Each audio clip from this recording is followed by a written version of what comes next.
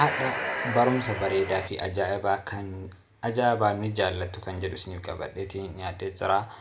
Inni kun Fort Intro Maker jedha. Akka barbaadanitti intro garagaraa keessattuu warri yuutuubara qabdan akkasuma warroonni viidiyoo garagaraa wanna sirreeffachuu barbaadan akka barbaadanitti isa kanaan aappicha kanaan hojjechuu dandeettu. Aappii kana linkii kiyya jala isiniif kaa'aa, linkii kiyya jala argachuu dandeettu. Fakkeenyaaf kunoo aappichi sun isa kanaa jechuudha. Mee irratti hunneetiin waliin haa ilaallu. Kunoo akkana haala kana isinii baasaa jechuudha. Kunoo bifa kanaan akkana isinii baasaa jechuudha. An amma kana bakka kana waan gattuqee jiruuf achi biratti barrimaatii naa kenne. Isin dammoo akkam isinii fida.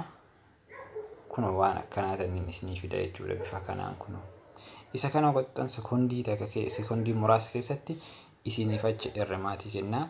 Itti fayyadamuu dandeettu akka barbaadan jechuudha. Fakkeenyaaf mee an amma kana waan arramee jiruuf mee raggadaa dha'uuti.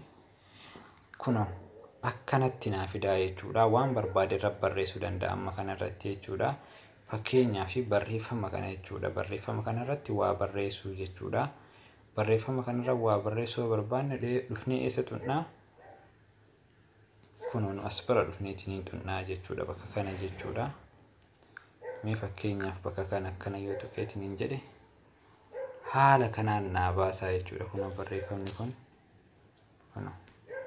waan barbaade barreessuu danda'a. Fakkeenyaaf mee Oliyaad ORJ dhumarra eessa tuqaa? As bira tuqaa jechuudha. Kunoo haala kanaan naa baasee jira jechuudha. Yoo barbaade achumarratti koppii godheetiin lama godhachuu barbaade barreeffama kana kunoo bakka kana ni tuqaa jechuudha. Fakkeenyaaf akkasii arramtanii akkana irraa achiisisitanii akka barbaadan godhuu dandeettu. Gara barbaadan garagalchuu dandeettu. Akka barbaadan godhuu dandeettu jechuudha. Achiin booda yoo geessitan daneettanii jechuudha.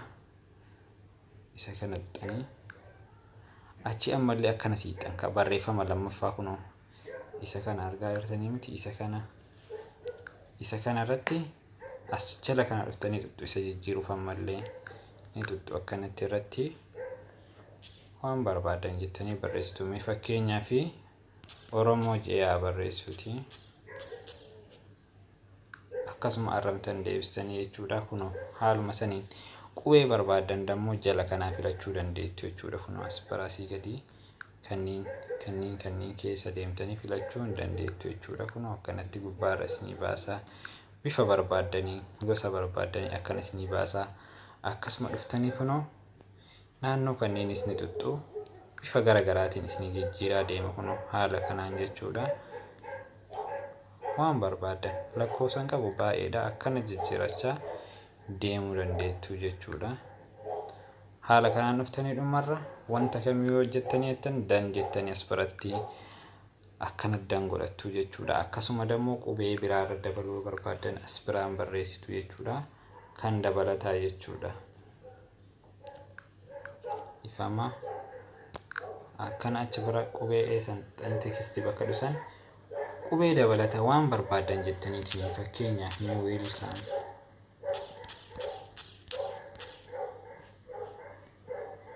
waan barbaadan jettaniitiin akkana irra barreessuu dandeettu jechuudha. Akkasuma arramtanii kunoo qubee akkanumatti akkuma kaduraa kana waan barbaadan gochuu dandeettu jechuudha. Kan dabalataa jechuudha inni isinii kenne malee danettanii jechuudha. Ammas akkasuma piikcharii garagaraa irra kaawwuu barbaadan achi bira tuttu jechuudha.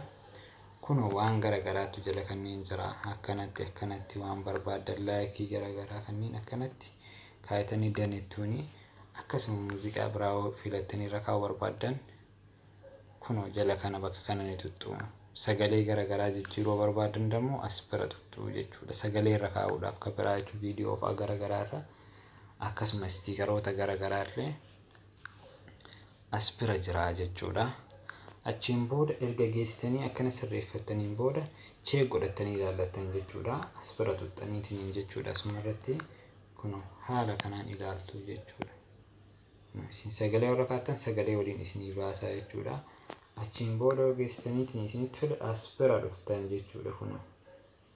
Kunoo iddoo kana dhuftanii bakka hirmaachisan xuxxanii isiniif bu'aa jira jechuudha. Akkasii haga viidiyoo biraatii walitti deebinuuf nagaranaaf tura. Subscribe, share, like na godha. Subscribe gochuun dagatina Oromoo qaqqaalii isiniin jedha. Haala kanaan isinii bu'a. Uummata kale isin tursiisu kunoo naa bu'ee jira jechuudha. Kunoo haala kanaanii waan barbaade godheetiin sirreessuu danda'a. Itti fayyadamaa isiniin jedha.